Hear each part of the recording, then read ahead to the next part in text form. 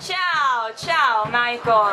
I'm Laura from www.heavymetal.it and I am in Genova at Azzurro Club today with Steamroller. I think that those guys don't need any introduction, but they are Doug Eldridge somewhere in Azzurro, Michael Devin here with us, and Matt Starr always with Doug Eldridge somewhere in the Azzurro. Ciao Michael. Ciao. Ciao, perfect pronunciation, Michael. Grazie. Fantastic. You have got Italian origin, isn't it? I am. So, My mother is a piccolomini. fantastic. How are you doing? It's nice to be once again in Italy. It's lovely. I love Italy. It's wonderful. Wonderful to be here. Fantastic. Yes. Have you ever eaten focaccia bread? Yes. Fantastic. It's particular. I think you're going not to forget it. I hear the tortellini in this region is very good. I don't know if that's true. That's there. Okay, let's talk about Steamroller. Yeah, a project that was born by your evil mind and Doug evil's mind. Yes. How did you give birth to that? Well, we also can't forget the other evil mind, the original evil mind, which was Tishy. Yeah. Brian Tishy. Yeah. The three of us in 2011. Okay. We started talking about it, just doing some playing and jamming together, and keeping it kind of loose and fun. That's kind of how it started. It was sort of born out of jamming in Whitesnake in sound checks and things like that. So we love to play, and we took it on the road. Okay, I think that the most interesting feature in this project is your love for music, because you all are famous musicians and you play with Whitesnake, Majesty as Fraley drummer, and also playing Burning Rain, that is the project with Doug Eldridge. And you're here going all around Europe playing the music you like the most. The setlist, as we have heard tonight, it's pure fun. It's pure fun. It's Led Zeppelin, Deep Purple, Police. It's so great to see you all playing with the children happiness. It's something so lovely to see you playing like that. How do you build up your set list? We sort of we do a lot of brainstorming together. Usually before a tour starts, we try to do some new things and try to keep the songs that we enjoy playing from previous tours, you know, in the set. But basically, on this with this set list, we were out on the road with Whitesnake, Doug and I going through Europe and then US, and we, you know, on bus rides, we were sort of like, okay, that's a good song, we should write that one down. So I just kind of kept a little list in my phone of all the songs we talked about doing, and then we consulted that list and picked some. Okay, so this is the way. Okay, what is the difference between a Whitesnake concert and a Steamroller concert? I don't want to be simple with that, but I mean, what is the people reaction and what's your emotions? Well, for one thing, the difference is I'm singing lead vocals and playing bass. So it's a lot of energy. Yeah. It's a lot more energy than just playing bass, you know. And by design, Whitesnake is straightforward and simple, you know. It's clever, but it's simple. And we play songs that aren't necessarily so simple. So there's more going on. And it's a trio. There's more space to fill. Which gives me the freedom to overplay, basically, to show off a lot. And we all do. We're all a bunch of show-offs, really. So there's that. That's a big thing. So I have to conserve energy, whereas in Whitesnake I just kind of let it all out. here I have to remember I got a voice. Yeah, you got to concentrate. Yeah, I have to get more sleep and those kinds of things. Yeah. On this issue, I must say that it's so much time I follow Whitesnake, and I think that in the last 2 years, Whitesnake gained something very important with you in particular, because you are great backing vocals, but here you are the lead vocals, and it's different to see you in this different context. But it's nice to see that you got so many skills and developments in that, because you express something new, something that we never imagined just in Whitesnake. Yeah. Okay. Thank you. So what are your emotions behind the microphone? Wow, well, I suppose they go as far back as when I started listening to music and playing music. You know, I always say that I think music is it's like the fountain of youth, you know, rock music in particular, because you fall in love with it at a young age generally, and you're sort of suspended in that time and place, and you go through the years of your life, but you're always connecting to that time and place through a song or through a band or through an image, a logo, whatever it might be. And you bring that with you onto the stage, you know, wherever you go.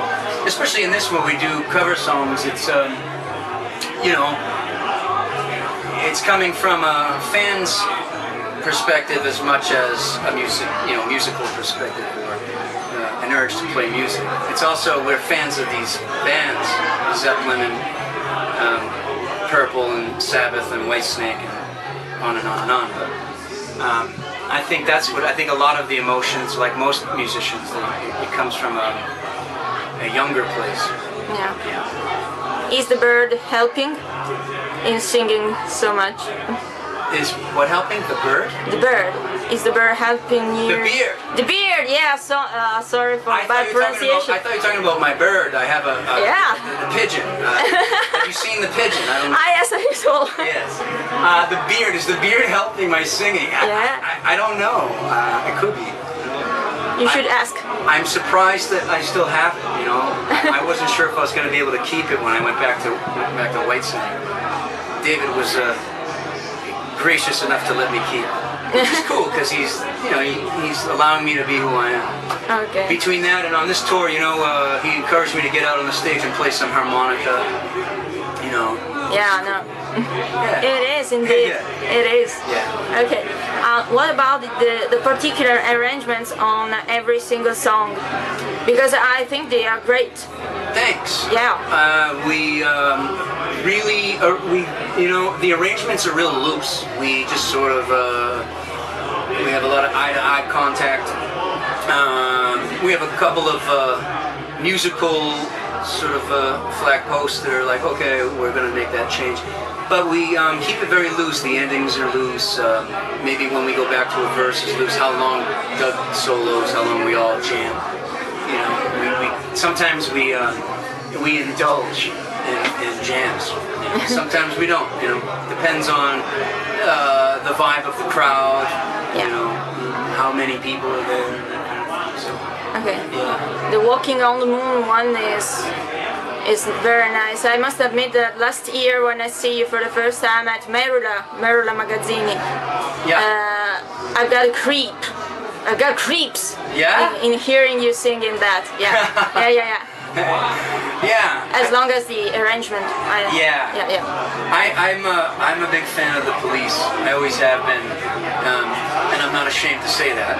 Some people might be, but I love the Police, man. I think Sting's an amazing songwriter and arranger. It's a great band. Stuart Copeland, they're all great. And it's different. It's a little left of center. It's not a song you would expect a couple of guys from Whitesnake to do. I do. Just two words about the new drummer, because during the last tour, the last Steamroller 2 in 2012, I saw Joe Travers playing drums with you. Yeah. And now there's Matt Starr. Yeah. I know the connection with Doug Eldridge in Burning Rain project, and I want to ask you, how did he get in? Actually, I brought him up. Yeah, funny enough. I know he's in Burning Rain with Doug, and we were, we had a list of drummers that we were considering and that we wanted to play with, but this guy is busy, that guy is unavailable, and this other guy might be a pain in the ass. So I said, why don't we, Matt seems to have a good temperament, he seems like a good guy to have out on the road, and he's got a great pocket, he's just a good player, he sings really well, and he's available, he's I think he's either just finishing an album with Ace, or he's gonna do an album with Ace Frehley, but he was available, so he's out here. And he's a great guy, he's a good hand. Yeah. I saw that you reach a very high feeling altogether. The 3-1 on the stage, you were great. We try to get high. Yeah. On you music, try. Okay. Music's the best high, Yeah, high. it is. You kind of leave your body and you're floating around out there somewhere, and then you kind of come back into your body and you're like, oh, where was I? It's an interesting phenomenon, music and performing music and giving. Yeah, you've got to give it. You got to put your spirit into it. You can't just go up there and fuck off. You got to put your heart, soul, and your balls into it. Or breasts if you're a woman or whatever. I don't know. But you gotta put some kind of body parts in it. To make it work, to make it fly, to have an audience follow you, Like tonight, the audience was great. They were singing along. Yeah. That's a great thing for us when we know they're there. It's like, oh, you're alive, It doesn't happen all the time. Sometimes you're like, okay, and sing, and it's just silence. Yeah, you hear it's like, oh, all right, well, maybe not tonight. So. Okay, tonight was okay. So great crowd tonight. Yeah. And what about your energies? How do you get energies? Because you just ended the Whitesnake tour, and then I think you had 1 month. We had a month break. Yeah. The other guys too. And then you're here again, touring. Yeah. No rest for the weary. Well, a lot of it that has to do with kind of budgeting and whatnot. So we were already over here doing a private engagement in Russia. So it's the price of a ticket is expensive, especially to fly business. Yeah. Which we can only do because we're spoiled rock stars. It is a long flight. So we were already here. All we do is tell the tour manager extend the return flight home, and we fill in all the dates. Doug and I take those opportunities when they come. Because as much as I'd love to be home and chilling out, spending time with my loved ones, and I'm dying to do that because I am tired, but music, it's like an addiction, Yeah. I understand. It's hard to say no to things because, it's not always going to be here, you know what I mean? So you want to gather it all up. Okay. Put it all inside of here, Because when I'm old, it'll be like a dream, one long dream. Great feelings. Huh? Great feelings. Yeah. Great feelings you have. Yeah. Okay. Thank you, Michael. We're about to the end. Thank you very much for your time, especially after the show, because I'm a sweaty pig. I think you should have tired, dying, quite like that. Yeah. But you got beautiful hair anyway. It's Italian hair. Yeah. Yeah. It's my mother's hair, man. Okay. My father's Irish, and he doesn't have this hair. He doesn't have much hair anymore. Because your fans wants to know what kind of product for hair you use. Yeah, it's a secret. You can tell us. It's really just a matter of not washing it very often. Oh. Yeah, not shampooing it very often. Not getting haircuts very often. And that's it. Just water. Water. And then when it gets really itchy, I'll shampoo. Okay. That's my secret. That's your secret. Okay. Thank you very much. I thank you very much, and Now our hair are going to be lovely like yours. With all these secrets you share with us. I shouldn't have spilled the beans, huh? Thank you. Thank you. Okay. Peace and love. Peace and love. Hi to all heavymetal.it readers. Thank you for your time and have a nice rest. Thank you. Bye. Bye bye.